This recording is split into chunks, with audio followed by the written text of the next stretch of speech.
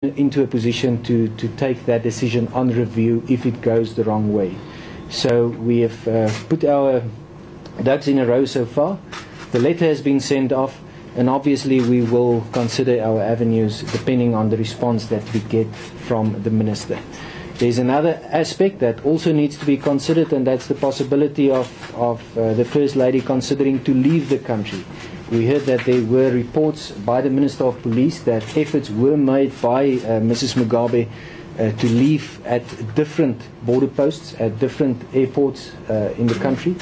And with that being mentioned, it is critically important that should an erroneous decision be made to grant diplomatic immunity in this case, then we would consider bringing an urgent application to the High Court to prevent the decision from being executed.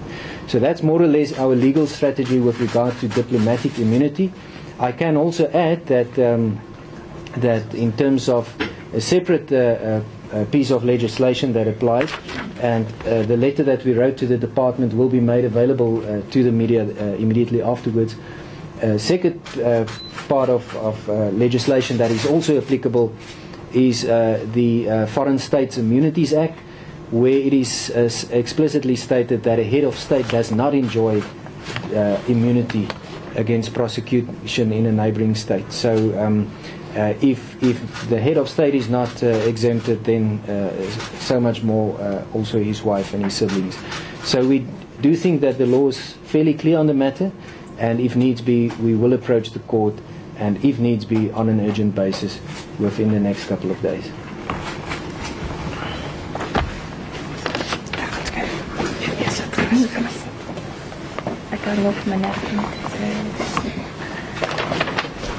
Now we're just playing some musical chairs, but it seems like it's completed now. Next is Katie van der Merwe, Operational Manager of the AfriForum Trauma Units. Good afternoon, ladies and gents. I just want to give you direction in what we will assist with if it comes to Debbie and Gabi and our family involved here. Being victims of violent crime in South Africa, there's enormous trauma on that victim.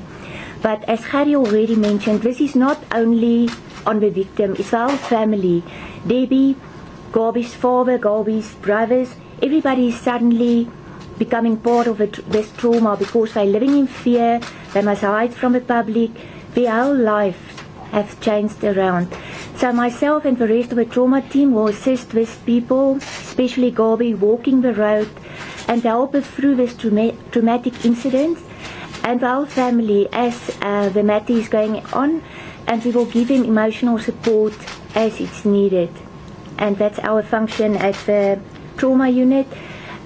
We will also assist if there's any preparation for court, just to comfort her. But we will be next to her all the way on the road. Thanks. Thank you very much, Katie. Then Debbie said she's also willing to make a statement, but I think we'll play musical chairs once again. If you want to sit here.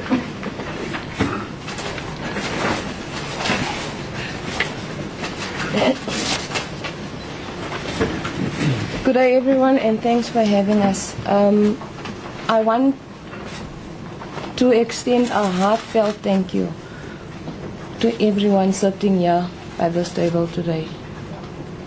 Billy, Katie, Harry, Kali, we are so grateful for all the help that you guys are giving us.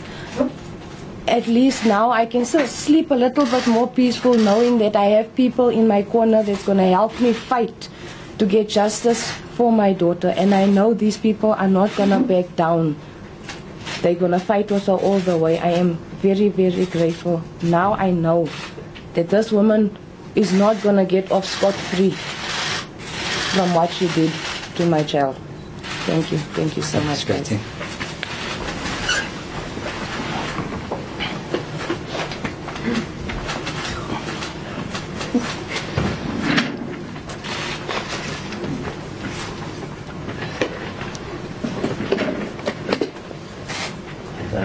I already said with regard to the respect we have for Gabriella in the fact that she's willing to take a stand.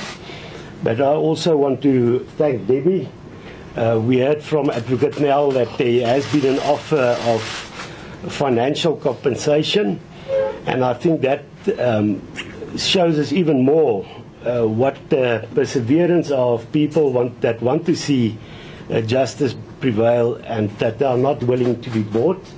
And thanks again for that. I think we want to send out the message that perpetrators won't get away irrespective of what their position are. We also want to send out the message that violence against women is not acceptable. Even if it's another woman that perpetrates such violence, it remains unacceptable, and that is something that we will fight to the bitter end. And we have a champion in Gabriella in that cause also, to make a stand against violence against women, which I think is a scourge in our country, and especially now in Women's Month. It's actually a tragedy that we not only saw this incident, but you in the media will know what other incidents also of people in high positions that did not show respect for the dignity of women by assaulting them. We are going to go ahead now with questions. As I've mentioned, that Gabriella is not going to answer questions. Not that she's not able to, but she'll have the last word in court. Advocate Nell, Peter Grant with the London Telegraph.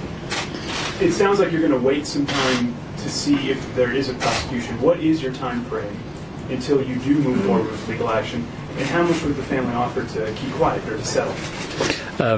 Let me start with the last question first. No amount was mentioned. They were just contacted through a third person. As far as the time frame is concerned, a reasonable time frame. It really depends on what the case is about. I must say that if we don't see any action within 3 months, I think that is too long. So